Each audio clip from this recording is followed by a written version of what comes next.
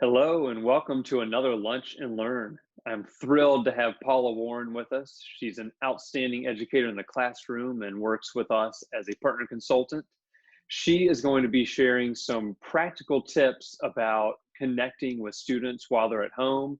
And we're calling this session Pits and Peaks, checking in as a class. Hey everybody, so thank you, Isaac. A couple things I want to share with you today. Something that I heard about several years ago was adding in pits and peaks into my Monday morning routine with my students. And I was really curious as to what this was. And essentially, it's just giving students an opportunity to share the lows and the highs of their day, or in my case, the weekend. And so I chose to start my Mondays this way with my students and give them a little bit of a voice.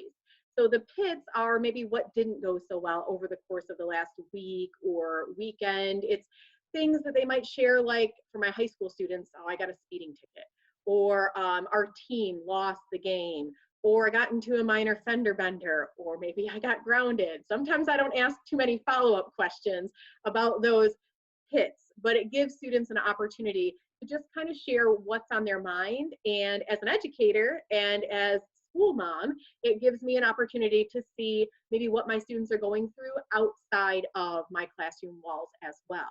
So I give them a few minutes. We just take some volunteers. Not every student volunteers, but many of them like to. And then we move on to the peaks. And the peaks are the highlights, the good things that happened over the weekend or over the course of the last week.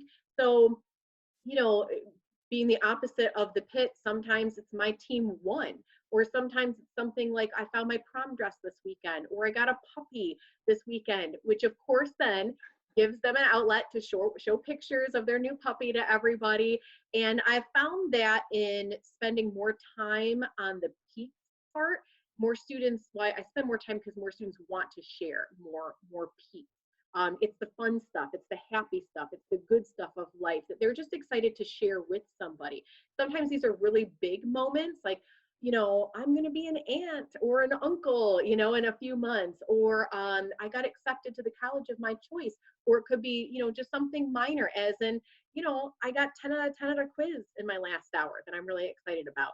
So I found that in having students share their pits and peaks from the weekend or over the course of the last week on a Monday morning, it's really sort of broken the ice to start that week. They get an opportunity to have a voice in class, and it's also created a really strong culture within my classroom, and it does feel like a family. So I actually just did this today virtually because we are in shelter mode right now because of COVID-19. And so I was on a Zoom call with a senior class, and I asked them for some pits and peaks, and they shared some very unique ones, as you can imagine. But there is some good right now still out there, even though we're in these trying times.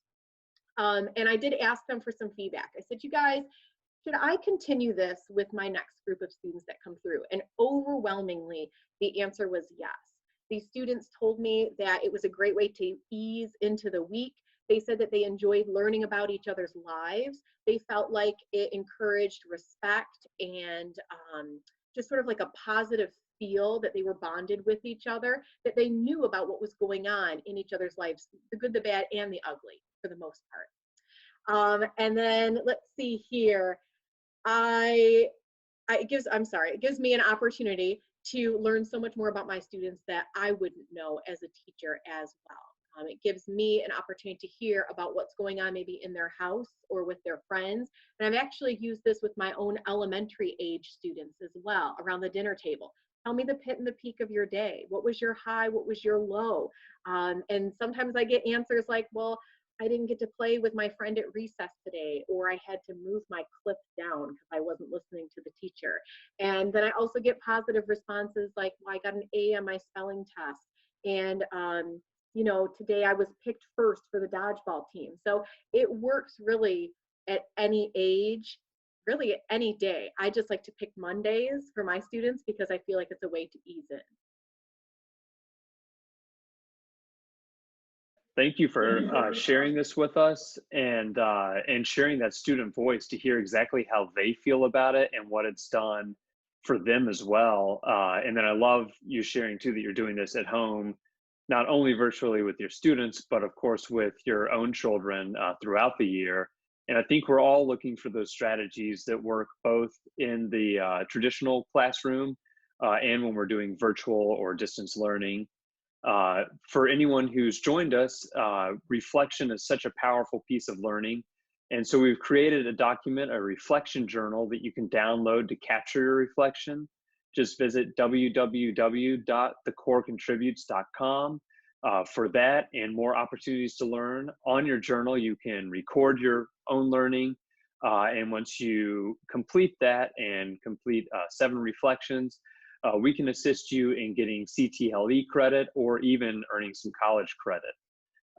And we are the Core Collaborative, and as part of our network, we hope that you will use these many ways to join with us to learn and then to share and tag us so we can see the amazing things you're doing.